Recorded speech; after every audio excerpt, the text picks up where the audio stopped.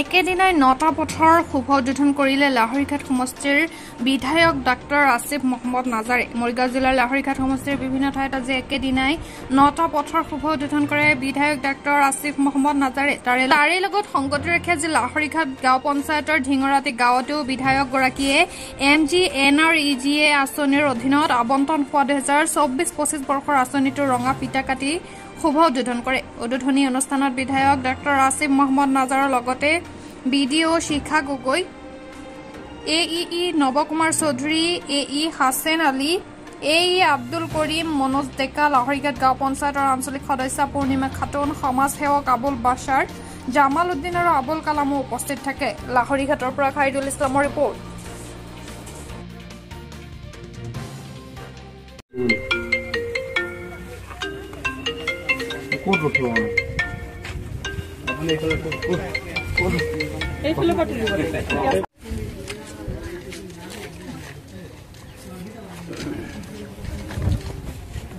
চাওক, এটা সঁচা কথা কব গলে গৌৰৱ গগৈ ডাঙৰীয়াই যি ধৰণে গোটেই ভাৰতবৰ্ষত এতিয়া তেখেতে যিজনে বাকপটু, যি ধৰণে তেখেতে বিভিন্ন সমস্যাবোৰ উত্থাপন কৰে, তাক দেখি পেলাই AICCয়ে গৌৰৱ গগৈ ডাঙৰীয়াক অসম প্ৰদেশ কংগ্ৰেছ কমিটিৰ সভাপতি হিচাপে নিযুক্তিকৰণ কৰিছে।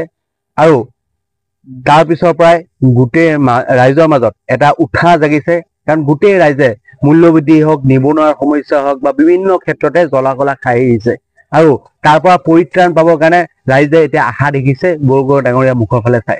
কাৰণ ৰাইজে বুজিছে যে নিবনুৱাৰ সমস্যাই হওক, মূল্যবৃদ্ধিয়েই হওক বা যি ধৰণে তেখেতসকলে সংবিধানক অৱমাননা কৰে তাৰ প্ৰতি হওক, বা আপোনালোকে যদি চাই এতিয়া চৰকাৰী চাকৰিয়ালবোৰো এই বিজেপি চৰকাৰৰ পৰা জ্বলা কলা খাই আছে। গতিকে সকলো বৰ্গৰ মানুহে, সকলো সম্প্ৰদায়ৰ মানুহে এতিয়া বিজেপিৰ পৰা পৰিত্ৰাণ বিচাৰিছে আৰু তাৰ বাবে এটা মুখ দেখিছে গৌৰৱ গগৈ ডাঙৰীয়াক।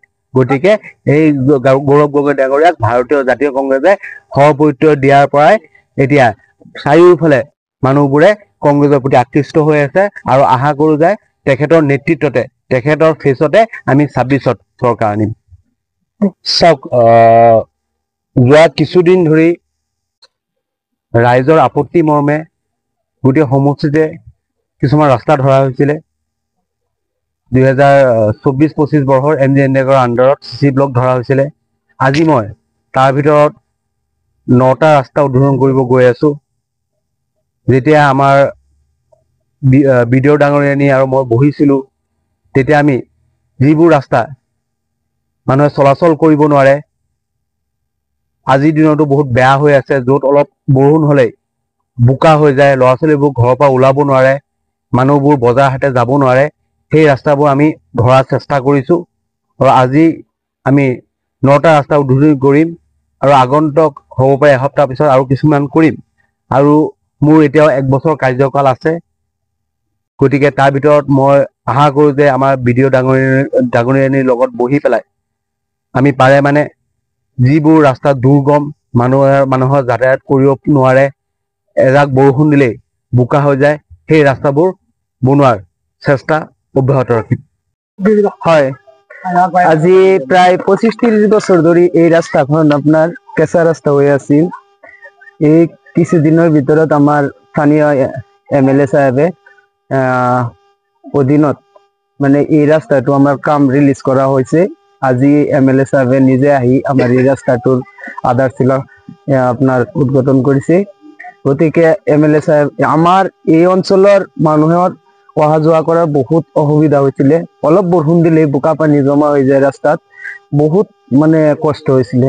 গতিকে আমি ৰাইজৰ হৈ MLA সাহেবক ধন্যবাদ দিছো যেন আজি আমাৰ এই ৰাস্তাটোৰ আধাৰশিলা স্থাপন কৰিছে। ইতিমধ্যে আমাৰ কাম এইটো শুৰু কৰিম, আৰম্ভ কৰিম। এইখিনিয়ে